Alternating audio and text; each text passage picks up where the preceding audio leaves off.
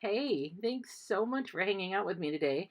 I'm going to be making a little girl's birthday card using the Spellbinders card kit of the month for February 2020, which is called Unicorn Dreams. With all the colorful, cute little 6x6 papers in the paper pad, I keep coming back to this kit over and over, it seems. There's gold foiling. I love the teals and the purples. It's all really nice. I chose some coordinating purples and teals along with one of the 2x3 cards and a die cut. I'll also be adding a little happy birthday sticker to the front. I'm using my Tonic Guillotine paper trimmer, one of my must-have tools. I absolutely love that thing.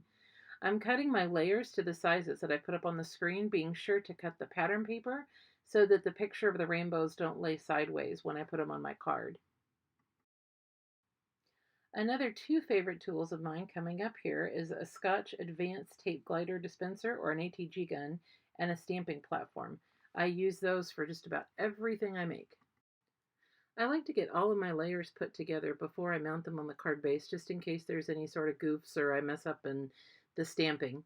For our little die cut here, I'm cutting some of the foam tape that came with the kit so that we can pop him up. He'll be prominent that way, look absolutely adorable. After my cute little unicorn finds her home, it's time for the happy birthday sentiment.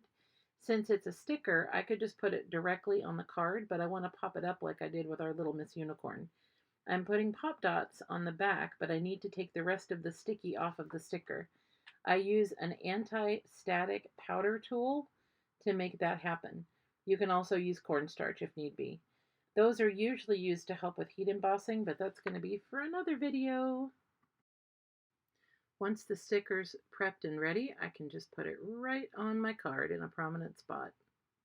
So time for stamping now. The Spellbinders kit included a rainbow and unicorn stamp set with lots of cute little goodies in it. Super cute. I am using VersaFine Onyx Black ink to get a nice dark image.